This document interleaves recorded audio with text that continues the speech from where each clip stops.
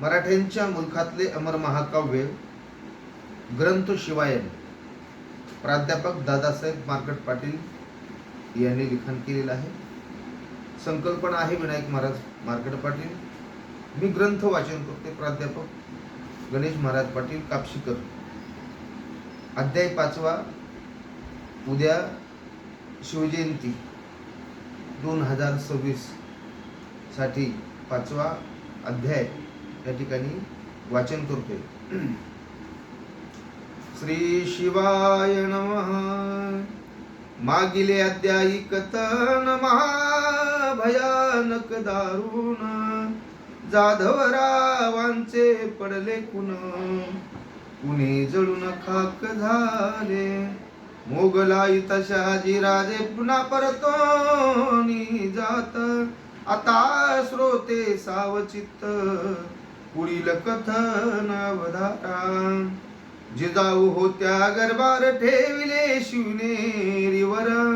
विश्वास राव किल्लेदार नात्यातील तो होता.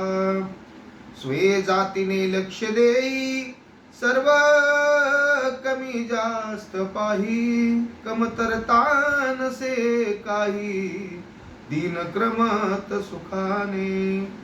किल्ल्यावर त्रास नाही परंतु महाराष्ट्र मही. खोल अंधाराच्या डोई बुडाली सेवनांच्या. मोठा धामधुमीचा काळ शत्रू येती महाविशाळ.